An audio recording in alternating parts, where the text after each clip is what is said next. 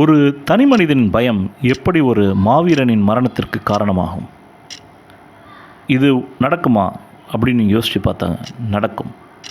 Welcome to masters of time season 1 Rome episode 9. நீங்கள் கேட்டுக்கொண்டிருப்பது பாம்பேயின் மரணம், டெத் ஆஃப் பாம்பாய்.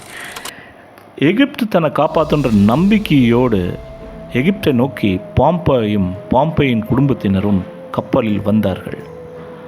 கப்பலில் வந்த பாம்பேய்க்கு நினைத்து கொண்டிருந்த எகிப்து வேற, இப்போது நிகழ்ந்து கொண்டிருந்தது வேறு. பாம்பாய் எகிப்தில் நல்ல ரிலேஷன்ஷிப் வச்சுட்டு இருந்தார்.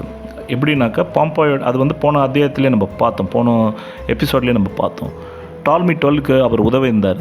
அதனால் எகிப்தில் நம்மளை அடைக்கலம் போனாக்கா ஓரளவுக்கு நம்மளை பார்த்துப்பாங்க, நமக்கு ஹெல்ப் பண்ணுவாங்க அப்படின்னு சொல்லிட்டு அங்கே போனார். ஆனால் இப்போ டால்மி 13 பதவியேற்று இருந்தார். டால்மி 13ன்றது ரொம்ப ரொம்ப சின்ன பையன். அவர் சகோதரியே மணந்து கொண்டு இருந்தார். அவங்க சகோதரியை மணந்து கொண்டு 2 பேரும் சேர்ந்து ஆட்சி புரிந்து கொண்டிருந்தார்கள். அவங்க சகோதரிக்கும் அவருக்கும் நிறைய கருத்து வேறுபாடு ஏற்பட்டது. ஏன்னா அவங்க சகோதரி இவங்களோட மூத்தவர், இவங்களோட அறிவாளியாக இருந்தாங்க. அவங்க சகோதரியை இவரோட ஆலோசகர்களின் ஆலோசனையின் பேரில் நாடு கடத்திட்டாங்க.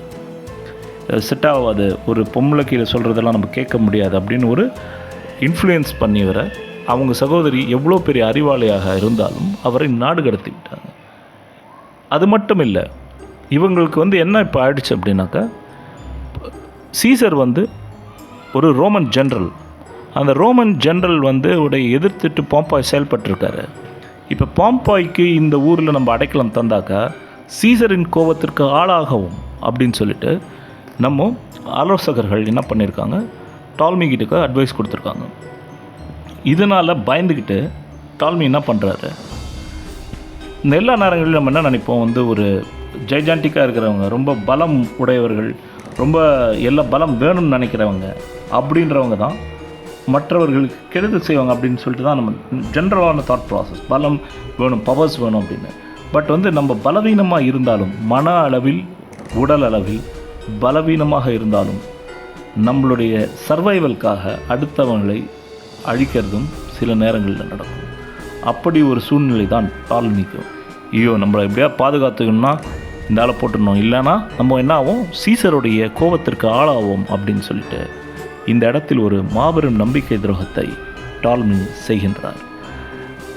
நம்பி வந்த பாம்பேயை கரைக்கு அழைத்து அவரது குடும்பத்தினர் இந்த காட்சியை கண்டு கொண்டிருக்கும் பொழுதே டால்மியை தலையை வெட்டுகின்றார்கள்.